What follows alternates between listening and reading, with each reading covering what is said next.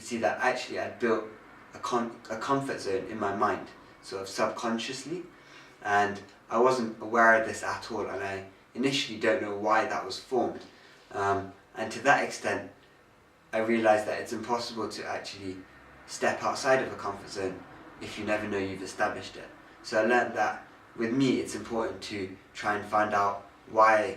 subconsciously I established these comfort zones, and also to push myself further, to develop myself and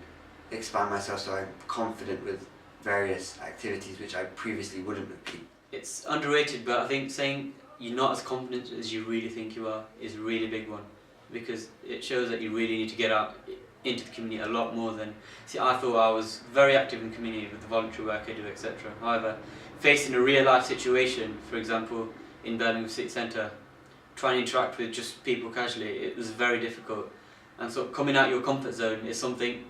you don't face in your day-to-day life, so you don't have the opportunity to do this. I think for me that's one of the main things. The second thing I've learned about myself has been my ability to listen,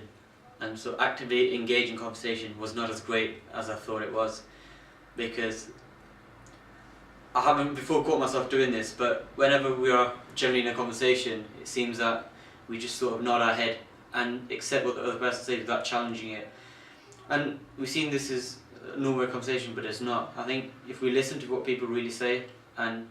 understand the meaning of every word that they say, we can engage in conversation much better. And I think both ways it helps create a greater understanding of exactly what we're talking about. So in relation to a song, to extract more information of adhikaris, for example, adhikarikas, this tool is really going to be able to help me in terms of progressing my understanding of song personally.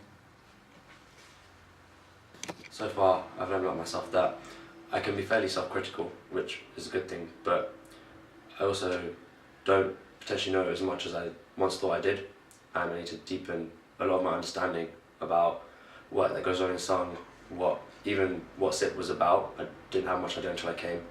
I think there are some qualities that I have that have come through, but there are some that have been shown that aren't as strong as I thought they were, and this is giving me a chance to really push those forward. It's also given me the opportunity to question some of my values and what I believe in, and whether I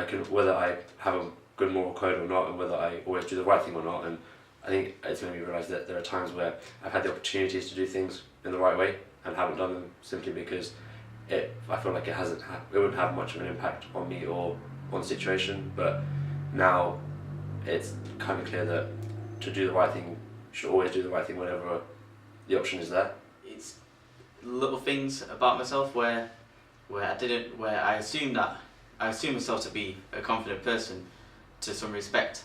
but relaying it back to my first task where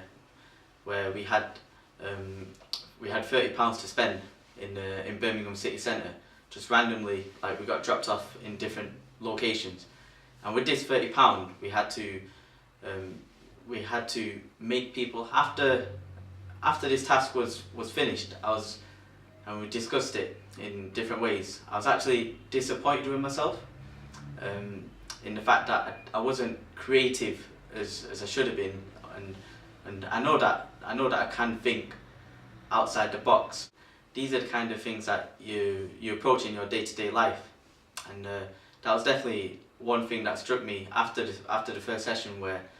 I could have done a better job.